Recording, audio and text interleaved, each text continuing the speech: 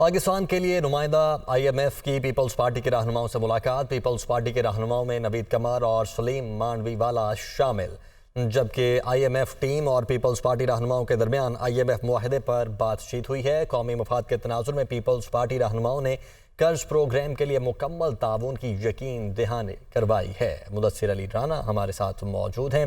مدثر، بتائے گا کس تناظر میں یہ ملاقاتیں ہو رہی ہیں اور کیا کیا ڈسکس ہو رہا ہے؟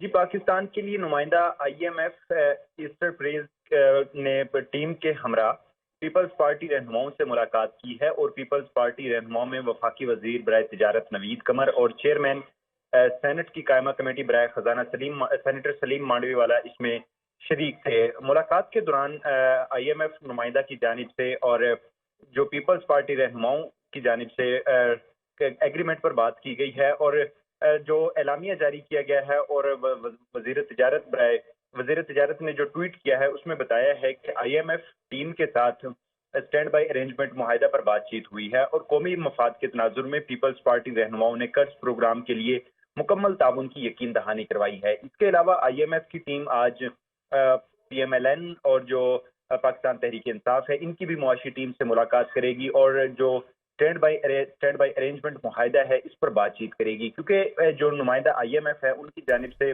بیان جاری کیا گیا تھا کہ پروگرام کی کنٹینیوشن اور پالیسیوں میں تسلسل کے لیے جو بڑی جماعتیں ہیں ان کی سیاسی نمائندگان سے ملاقاتیں کی جائیں گی اور پروگرام کے لیے باقاعدہ طور پر گارنٹی لی جائے گی۔